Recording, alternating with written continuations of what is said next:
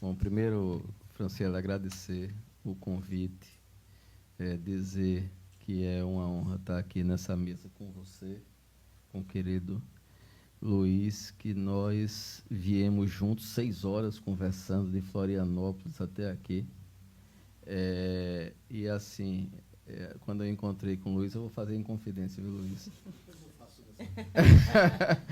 Eu encontrei com ele e aí nós dissemos, poxa, como a Franciele assim nos convenceu bem, né? Já estamos quase arrependidos. Né? Nos convenceu bem, né? Mas assim, tanto ele quanto eu, posso dizer pelo que conversamos, mas assim, nós viemos aqui ao Rio Grande do Sul, a Porto Alegre, ao evento do IGAD, atendendo ao convite da Franciele, inclusive por todas as circunstâncias pelas quais o Estado do Rio Grande do Sul passou e ainda passa.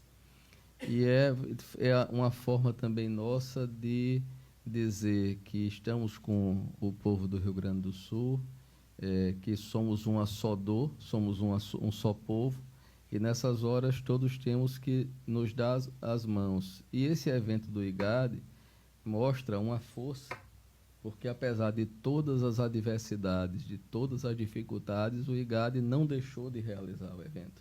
E realizou com maestria, e realizou e realiza com qualidade, mostrando a força desse povo.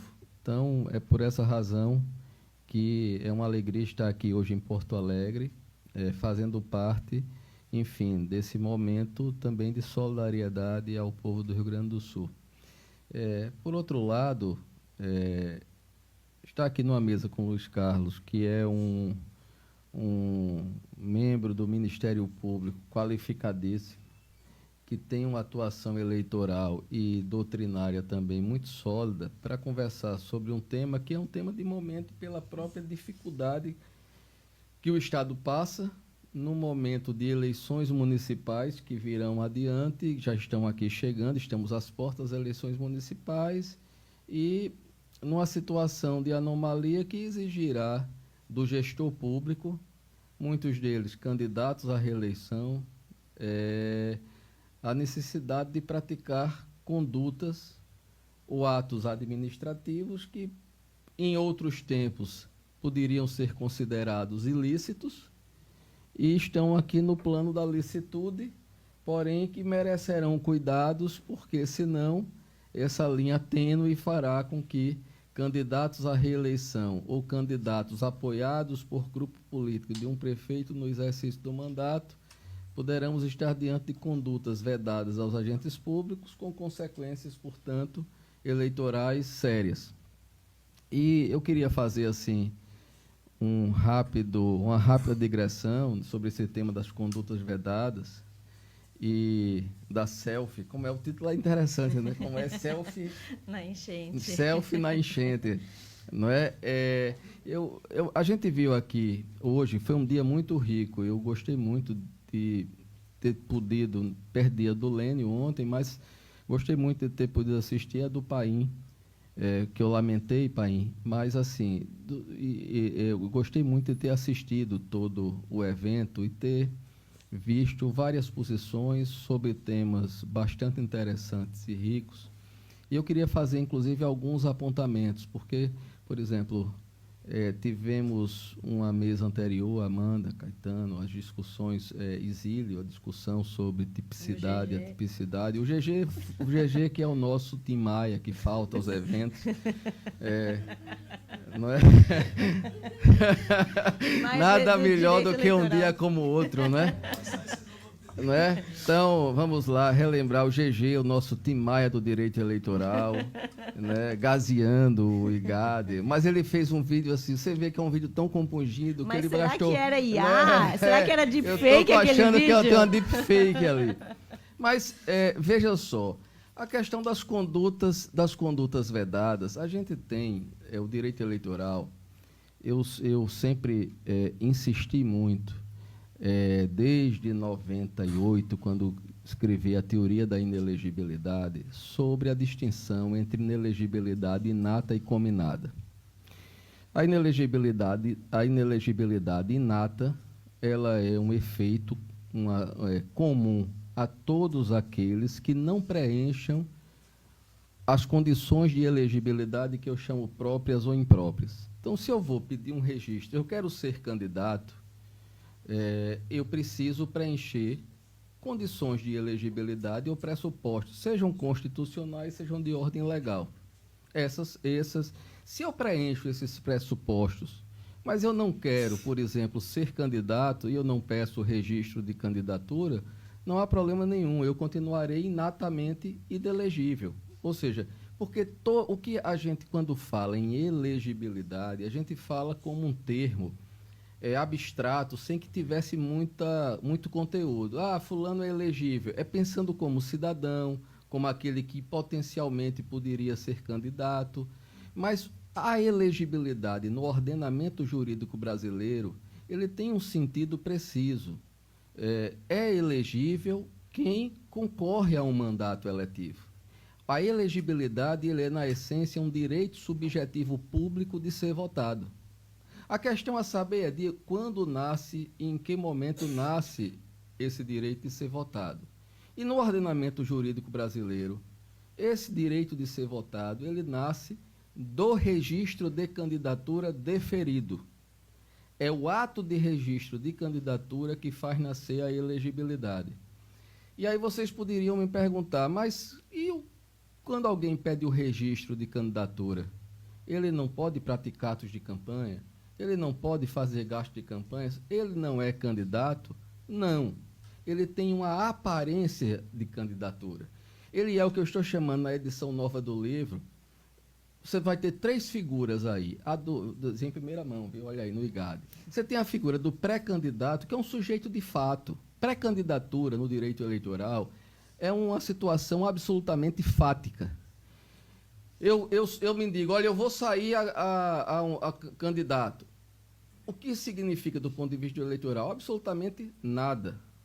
Pode significar do ponto de vista de partido, se eu vou fazer uma reunião e vou ter algum gasto partidário para isso.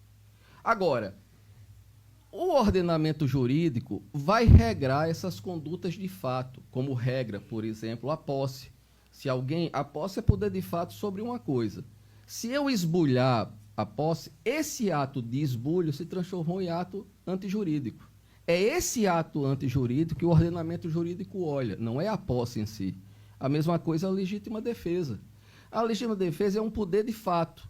O ordenamento jurídico não diz que é lícito e ilícito. Mas o Código Penal vai lá dizer, se você praticar essa legítima defesa em uma reação imediata, mas você se exceder, é esse excesso que entra no ordenamento jurídico como ato ilícito.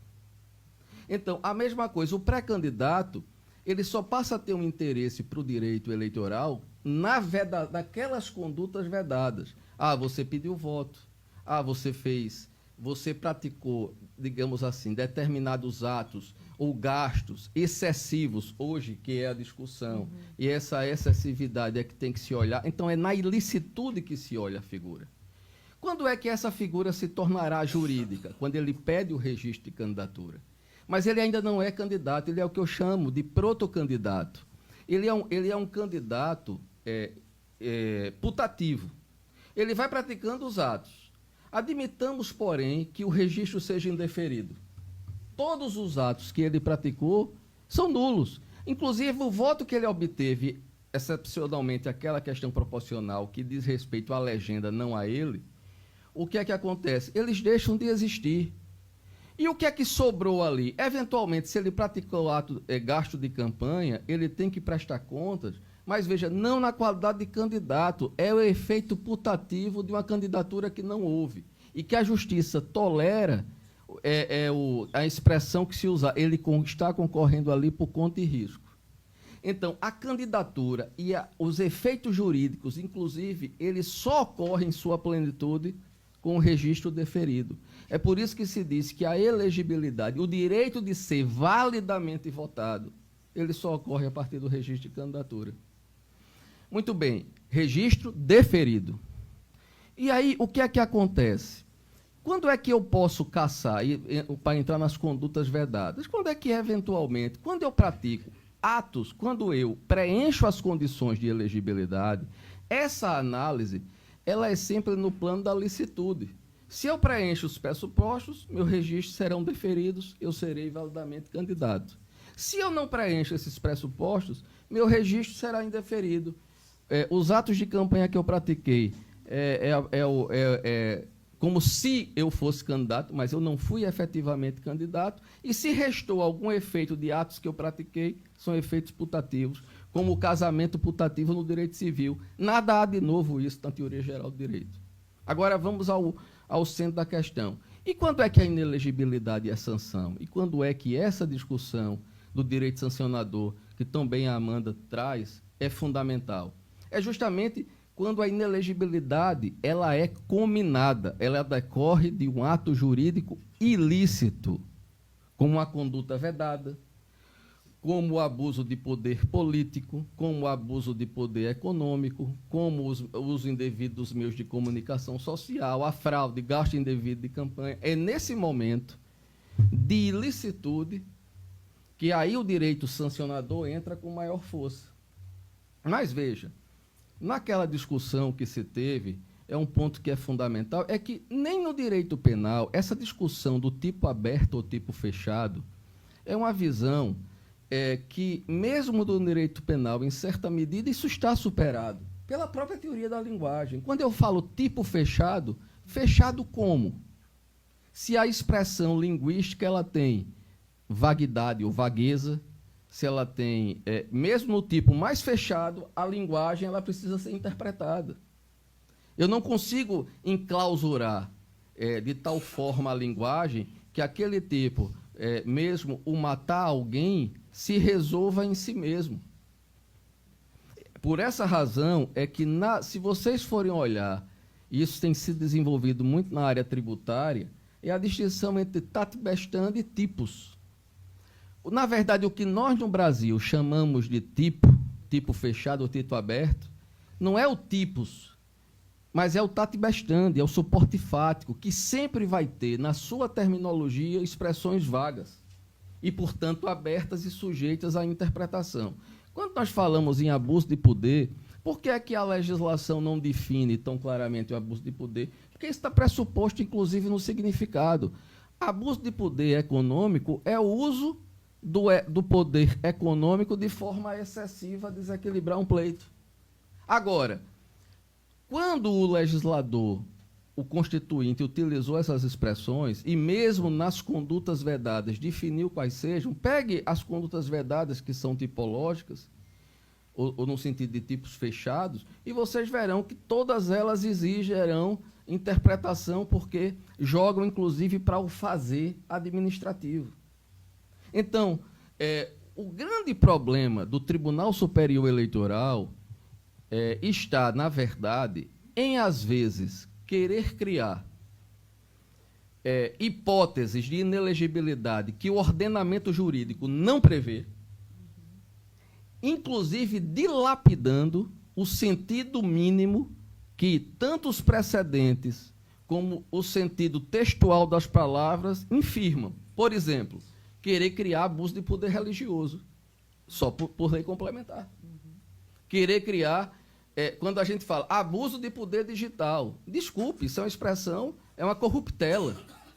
Ou há uso indevido dos meios de comunicação social e eu passo a mudar a jurisprudência para dizer que as redes sociais passam a ser vistas como meios de comunicação social para os fins daquelas normas, que não eram, e entendo que, então, isso aqui é uma interpretação aceitável? É aceitável e não precisaria de uma norma legal para isso. Mas há, evidentemente, nessa ampliação que a própria tecnologia trouxe, uma ruptura jurisprudencial.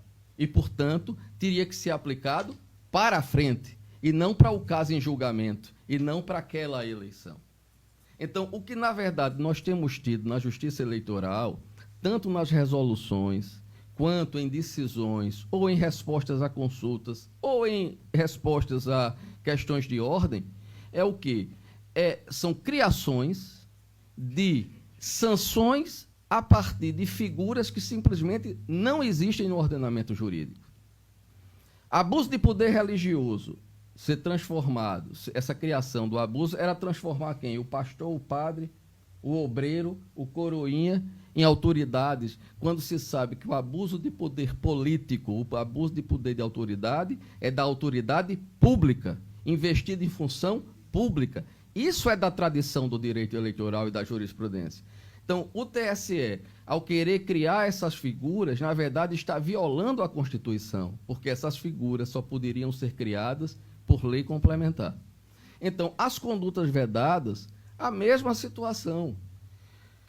O que foi que aconteceu com as condutas vedadas e com a captação de sufrágio? Essas figuras deveriam ter sido criadas também por lei complementar. Porque, no final das contas, qual é a sanção que elas implicam? Inelegibilidade. Ainda que se faça chamada inelegibilidade para essa eleição, e hoje, pela aplicação da 135, da lei complementar, da ficha limpa, você ainda aplique sanções de inelegibilidade depois para 8 anos, você só poderia criar aqueles tipos, eu vou chamar tipos porque pouco importa aberto no sentido de suporte fático, você só poderia criar essas hipóteses de inelegibilidade, sanção, típicas, por lei complementar. Aí, Luiz, o que foi que aconteceu? A gente sabe, o legislador lá no 41A ou do 9.504, para não dizer que essas normas eram inconstitucionais, teve que se fazer algo que pouco se discute hoje, porque a discussão na época aconteceu muito para salvar essas leis da inconstitucionalidade. Não, isso aqui não é inelegibilidade, é só cassação de registro ou diploma. E, portanto, veja, eu estou admitindo que é uma sanção, eu estou admitindo que isso aqui tem consequências para a elegibilidade, portanto, eu estou gerando a inelegibilidade ainda que para aquela eleição, porém, não é inelegibilidade. Parece ser, mas não é, porque foi uma forma de salvar a constitucionalidade.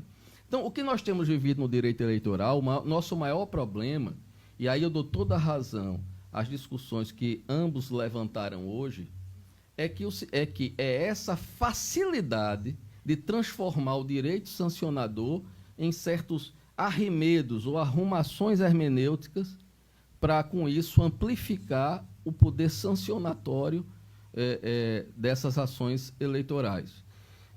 E já que a gente vai discutir mais adiante, mas no caso específico, por exemplo, das condutas vedadas em relação a essa questão da tragédia que se abateu aqui sobre o Rio Grande, tem ainda um outro risco que talvez o Luiz possa expressar até de modo melhor, Luiz, se for o caso, que é a questão do seguinte: o risco de vocês, de se tentar hoje, e eu tenho ouvido em palestras, eu tenho ouvido em posições e muito em petições, a utilização de ações inibitórias contra agentes públicos, utilizando como pretexto a finalidade eleitoral, deslocando-se, inclusive, a competência da atuação sobre o gestor público da justiça comum para a justiça eleitoral, querendo reinterpretar o ato administrativo como ilícito eleitoral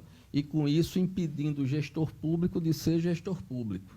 Esse é um cuidado que a justiça eleitoral deve ter para ela não se transformar, na verdade, num quarto poder fiscalizador, ao lado de Tribunal de Contas, ao lado da própria Justiça Comum, ao lado do Ministério Público, ao lado da Advocacia Geral Municipal, enfim.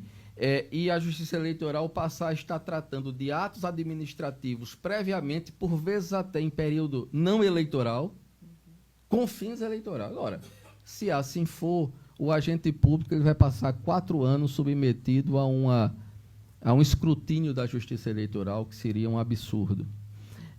Ou mesmo no ano da eleição, se transformar a Justiça Eleitoral num fiscalizador e limitador do agente público fora das previsões legais. É preciso ter cuidado, então, nesse momento, por exemplo, de tragédia, a gente tem as exceções. Se você tem a excepcionalidade da urgência, se você teve risco de dano, e inclusive danos que já ocorreram a pessoas, a coisas, enfim, a patrimônio, você precisa ter um agir do administrador para fazer uma resposta em face a isso. Então, você vai ter, se as pessoas têm fome, você vai ter que levar comida. Se as pessoas estão com frio, estão sem roupa, você vai ter que levar vestimenta, você vai ter que dar condições de vida àquelas pessoas. Você, eventualmente, vai ter até que, se for possível, aluguéis sociais. Você vai ter que acomodar essas pessoas que estão em desabrigo. Aí vem a seguinte questão. Esses atos em si, eles são ilícitos? Não, não são. Eles poderão, no entanto, se transformar em atos ilícitos, se conjugados com o atuar administrativo vir pressupondo benefícios eleitorais, como, por exemplo, pedidos de votos, ou como, por exemplo, beneficiando determinado grupo em detrimento de outro grupo que não me é afeto politicamente, aí você começa a ter meios e necessidade de um acompanhamento e escrutínio, sim, da Justiça Eleitoral, dos adversários e do Ministério Público Eleitoral. Então, essa selfie na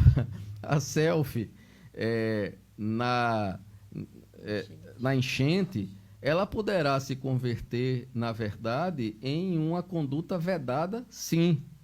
E por esta razão, vamos ouvir um membro do Ministério Público, então, mas eu falaria agora nessa parte como advogado. É preciso que os advogados de agentes públicos, os advogados públicos dos órgãos públicos municipais e mesmo estadual façam um planejamento eleitoral de atuação, já pressupondo o seguinte: de que forma eu vou distribuir este bem ou esta ajuda, me preservando de eventuais ações eleitorais. Porque, na verdade, é o seguinte, a gente sabe que o eleitoralista, o advogado, é um bicho que gosta do litígio e de entrar com ação e representação.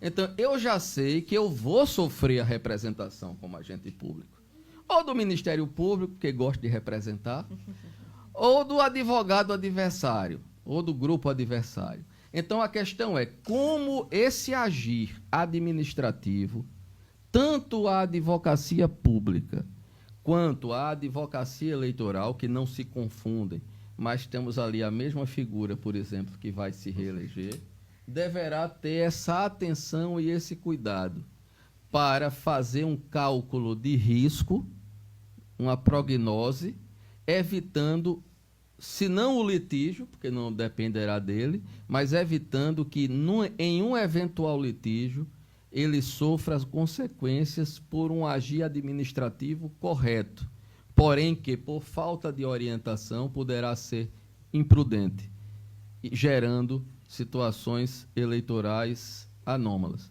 Então, para começo de conversa, eu acho que eram essas as colocações. Bom, então agora... Já posso direto? Pode, nem vou falar nada.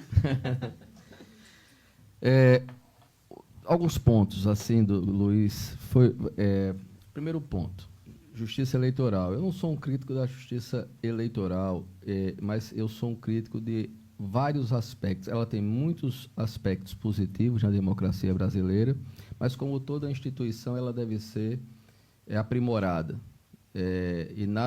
Uma instituição reificada e que não precise sempre se aprimorar e estar aberta, ela tende a se fechar em si mesmo e, às vezes, até a asfixiar aquilo que ela visa defender, que é a própria democracia. A questão da utilização de resolução para legislar, substituindo-se ao Congresso, é uma violação aberta da Constituição Federal e será sempre, ainda que com bons propósitos. Juízes eleitorais, eu fui um deles. Por que se criou o poder regulamentar para a Justiça Eleitoral? Não foi nem para juiz, nem foi para promotor, foi, sobretudo, para os partidos políticos que não tinham advogados. E as eleições eram feitas por delegados de partido. Era no passado, isso inclusive vem da ditadura, vem do Código Eleitoral. com a Constituição se manteve esse poder regulamentar e foi absorvido pelo ordenamento jurídico, mas não se imaginava, porque havia uma autocontenção da Justiça Eleitoral que se encerrou. A Justiça Eleitoral não tem uma autocontenção legislativa, ela se sobrepõe ao legislador, e se o legislador não legisla, ela entende aquilo, ela inclusive, nessas questões inclusive de fake news, a gente viveu muito isso, é como o Congresso Nacional, se não fizer eu faço. Isso não é papel da Justiça Eleitoral. Nós temos inclusive instrumentos como deepfake, como mudanças tecnológicas, que há instrumento jurídico sim, sem necessidade de resolução do TSE. O que na verdade o Tribunal Superior Eleitoral tem feito através das resoluções é um excesso legislativo, criações de sanções e sobreposição ao Congresso Nacional, que nós não podemos contestar. Não é papel da Justiça Eleitoral se sobrepor ao Congresso Nacional. E isso tem sido feito, e não é de hoje. Foi a Justiça Eleitoral que criou, numa resposta à consulta, a verticalização de coligação. Tá certo? Mudando o cenário eleitoral brasileiro. Teve que se fazer uma emenda constitucional defensiva para acabar com a verticalização de coligação. Então, só que isso vem num crescendo, e é preciso a gente compreender, isso é uma desfuncionalidade do sistema. Não, é um órgão exercendo atribuição que não lhe foi conferida. Resolução é poder regulamentar. Eu não posso regulamentar criando ab-ovo do nada. E isso é o que tem sido feito. Está errado, objetivamente. A questão, por exemplo, da discussão sobre abuso de poder religioso, ela é legítima e pode se instalar como se... portanto, não foi uma crítica à Justiça Eleitoral. Mas a simples tendência a se buscar criar formas de abuso, mecanismos sancionatórios, a revelia do Congresso Nacional já mostra de novo uma desfuncionalidade do sistema. A Justiça Eleitoral ela já é administradora do processo eleitoral. Ela já exerce atividade de jurisdição voluntária e contenciosa. E ela exerce também agora a atividade, a função legislativa. É um poder, é um superpoder em si mesmo. A tal ponto que até o Ministério Público teve parte das suas funções constitucionalmente previstas espicaçado. Então, isso é um aspecto, sim, que nós temos que dizer em alto e bom som. Está errado, objetivamente errado. Outra coisa, juiz eleitoral, promotor eleitoral, no exercício da sua atividade, qual é a orientação? É a lei. A lei ela já dá, e os precedentes judiciais já dão a qualquer ramo do direito, inclusive juiz eleitoral que fui, inclusive a gente não tinha o hábito nem de olhar a resolução. Só que as resoluções, e outra coisa, Luiz, que nós tínhamos muito era o quê? Qual era a crítica que se fazia à legislação eleitoral antes da 9.504? A justiça eleitoral, o direito eleitoral é inseguro porque toda eleição tem uma lei nova. Era a lei daquela eleição. Aí veio a lei 9.504 para ser o quê? A lei da eleição. Das eleições. Ora, essa lei das eleições, hoje, o que sobrou dela é muito pouco. E as alterações foram feitas pelo legislador a reboque do que já tinha sido feita muitas vezes pela própria Justiça Eleitoral através de resoluções. Então, houve mudanças legislativas através das resoluções do TSE. E o legislador correu atrás de só colocar na lei o que já tinha sido antes posto. Nós tivemos prazo prescricional decadencial criado em questão de ordem, que mudava a cada sessão. Então, nós tivemos, na verdade, mudanças na legislação eleitoral, porque criou-se um entendimento pressuposto bastante perigoso de que a área eleitoral, o direito eleitoral é um faroeste jurídico, é um manicômio jurídico, que nós somos os loucos, estamos dentro e vale tudo. E normalizamos. É apague a luz quem sair por último. Nós entramos num processo eleitoral, eu tenho que dar uma lição em alguém. Pega o Francisquini, cacete, todo mundo sabe que aquele caso do... só para terminar um ponto que eu não posso esquecer, e para os que estão nos ouvindo no YouTube. Observe um aspecto sobre essas sanções. Nós estamos... A gente prometeu não falar em proporcionalidade. Vou manter. Gravidade das circunstâncias. Veio a lei da ficha limpa e criou, nós temos o abuso, tem que mostrar a gravidade da circunstância. O Tribunal Superior Eleitoral, no quesito abuso de poder, simplesmente esvaziou, para alguns casos, a gravidade das circunstâncias, transformando já em ré ipsa. Por exemplo, falar mal da urna eletrônica é abuso de poder, é uso indevido de meio de comunicação, em ré ipsa. Está cassado, vá para casa. Qual foi a interferência que houve na eleição? Nenhuma, vá para casa, que não pode esse discurso. É uma censura prévia transformada, na verdade, em hipótese de inelegibilidade. Então, nós temos... Qual é a lógica? O que é que define abuso de poder econômico e abuso de poder político?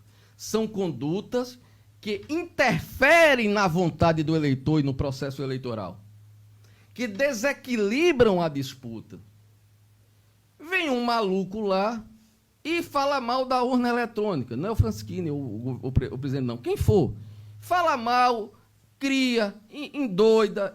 Muito bem. Qual é a sanção para isso? A inelegibilidade, é abuso de poder. Onde isso interferiu no sentido do abuso de repercussão? O cara teve lá uma reunião com uns embaixadores, disse um monte de abobrinha, e isso foi transformado em fato político de cassação. Em ré ipsa. Qual é a repercussão isso no pleito? Em qualquer outra circunstância, isso não ter... A justiça eleitoral, isso poderia dar, se tivesse tipo, questão penal, a improbidade principiológica da ante-lei podia ser proibição do retrocesso. Princípio, porque cabia tudo, não é a dignidade da pessoa humana. O senhor falou princípio. Né? Todos ouvimos. Então, era isso que todos ouvimos, o senhor descumpriu o que nós tínhamos combinado. Né? Da proibição do retrocesso. Vai ter que pagar. Não, ele já pagou no almoço. Entende? O que eu quero dizer a vocês é o seguinte: nós precisamos. Eu tenho uma insistência. Quem está no grupo de eleitoral que a gente participa sabe, eu tenho uma angustiante preocupação e constante de ser absolutamente fiel aos pontos de partida. Eu não posso dizer a Lava Jato feriu o direito de defesa sem dizer que esses inquéritos inconstitucionais do Supremo também ferem. É uma questão de princípio. Ou nós defendemos a Constituição e levamos a sério, ou rasguemos a Constituição. Agora, porque atinge o meu adversário que eu não gosto, ou beneficia o que eu gosto, e eu me adequo e tento equilibrar pratos, joga a Constituição fora. Agora, se nós temos uma linha jurídica, ou a Constituição vale em qualquer circunstância, ou os direitos e garantias fundamentais valem em qualquer circunstância, e nós defendemos até o fim transigentemente, ou tudo não passa de conversa ideológica e de interesse de momento. E isso sim é antidemocrático e inconstitucional. Então, voltando para a questão de ser honesto com os pontos de partida. Ou nós levamos a sério que as palavras querem dizer alguma coisa, que os precedentes têm sentido e o direito tem algum tipo de integridade, ou então as palavras, e esse é que é o ponto, abuso de poder econômico, abuso de poder político, tem um sentido aberto? Tem, mas tem algum sentido. Tem um sentido mínimo, intersubjetivamente vivido, que nos limita. Eu não posso simplesmente transformar determinadas situações que eu queira imputar alguma inelegibilidade de momento, aquela conotação de abuso de poder. E mais, eu não posso simplesmente transformar fatos jurídicos, cuja gravidade da circunstância é pressuposto, e transformar esses fatos em hipótese de inelegibilidade, sem efeito jurídico, sem gravidade de circunstância, considerando-a in re ipsa, como a resolução do TSE fez. Então, a gente tem limites doutrinários, limites dogmáticos, a gente tem limites de precedentes, e a gente tem limites, esse é o mais importante numa democracia. O produtor da lei é o legislativo. Agora, se eu quero obviar e driblar o legislativo, se eu quero impor uma pauta e uma agenda, porque eu acho bonitinho de momento, ou porque eu acho ideal, eu tenho dois caminhos. Ou eu convenço uma maioria a fazer, ou eu saio candidato, me elejo e faço. Mas não é papel do judiciário nem do TSE se substituir ao legislador. Pode, é bem rápido. É só... Eu vi a fala do Luiz muito apaixonada e dizendo que eu sou crítico, como é que fui crítico da Justiça Eleitoral? Não, eu sou crítico de procedimentos que eu os enumerei. Sou crítico à questão das resoluções.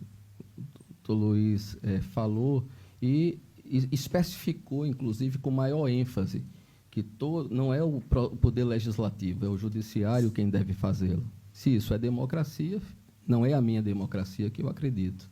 Democracia que eu acredito são os representantes do povo eleitos para essa finalidade. Então, é uma diferença de concepção. Por mais paixão que nós tenhamos na defesa das nossas posições, a gente tem que ter claro os nossos pressupostos. Então, se o Congresso Legislativo, aqui foi dito, o Congresso quer retroceder, o Judiciário quer ir para frente, então prevalece o Judiciário. Para que Congresso Nacional? Para que nós perdermos tempo com o direito eleitoral? Para que nós perdermos tempo? Você aí que está nos assistindo e votar em candidatos eleitos que lhe representam, se existe uma burocracia que se suprepõe a ela e pode, portanto, atuar legislativamente como iluminados. Não é assim que funciona uma democracia séria. Não é assim. Não é essa democracia que a Constituição fixou. Então, eu quero agradecer. Eu não vou ampliar essa discussão pelo tempo, mas quero dizer que eu tenho, na verdade, quero dizer a vocês todos, eu tenho um compromisso de fé meu, pessoal, com a nossa democracia. Acho que a nossa democracia ela é construída pela soberania popular, é pelo voto, ou não tem por que ter direito eleitoral, é pelos nossos representantes eleitos, que trazem as nossas dificuldades como sociedade para dentro do Congresso Nacional. Não há órgão que mais nos represente nas nossas riquezas e pobrezas, nas nossas mazelas e grandezas, do que o Congresso Nacional. Sem o Congresso Nacional não é democracia. Fala-se tanto em democracia, já fecharam o Congresso Nacional? Então, esse aqui é o ponto que me parece aqui fundamental nas minhas críticas, não às resoluções que regulamentam que é o papel dela, mas a minha crítica à resolução que se sobrepõe ao poder legislativo. Fui bem claro na minha crítica. Finalmente, como eu disse, presidente da República que diz absurdos, existe o instituto do impeachment. O processo eleitoral ele não pode se substituir a processos políticos. E a inelegibilidade, os abusos in re ipsa, na verdade, aqui foi dito, que coisa imoral, que coisa suja, que coisa baixa. Isso é o moralismo eleitoral. Nós fixarmos inelegibilidade por uma visão moral ou por aquilo que nós julgamos certos ou errado. Não é o que o ordenamento jurídico fixa. Criou-se uma inelegibilidade in re ipsa. Então, ou nós, de novo, partimos dos nossos pontos de partida com seriedade, quer dogmáticos, quer constitucional, ou entramos no vale tudo do poder de fato. Quem pode dar a última palavra e fica sendo assim. Isso, de novo, é tudo, menos democracia. E por crer na democracia, e por crer no direito, e por crer na Constituição, é que eu defendo o que eu tenho defendido. Agora, quero agradecer, para terminar, ao Luiz esse debate. Ele aqui foi, assim, promotor de júri, viu? Ele não defendeu a tese, ele acusou... Não me chamem para um debate esperando que eu vá concordar. Não, é por aí isso... Aí eu não ando 400 quilômetros, aí eu fico em São Paulo mesmo. Eu só... Né? Então, assim... Mas eu acho que isso tudo aqui foi importante e eu estou sendo assim muito cuidadoso na resposta, já que ele me deu o último minuto. Mas eu vou dar mais um minuto. Né? Mas eu só vou me despedir. Então assim, mas eu quero, na verdade, viu, Franciele, agradecer ao IGAD por essa oportunidade e dizer a todos vocês e aos que nos assistem que reflitam sobre que país querem e a profissão de fé se fazem numa democracia de verdade ou de fachada, e de fachada significa não crer no Congresso Nacional e nos representantes eleitos, e a gente poder construir nesses debates, e era uma coisa que eu sempre senti falta, esse debate, Luiz, ele se torna muito mais rico porque permite que a gente saia de um pensamento único, que a gente possa refletir depois de tiradas as paixões, fazer a peneira das paixões e olhar o que está sendo dito aqui. Faça uma reflexão e se pergunte, que país eu quero para mim? Mas mais do que isso, como juristas, vocês, que direito eleitoral eu espero para mim? Eu acho que isso aqui é o mais importante de tudo. Tá? Um abraço a todos.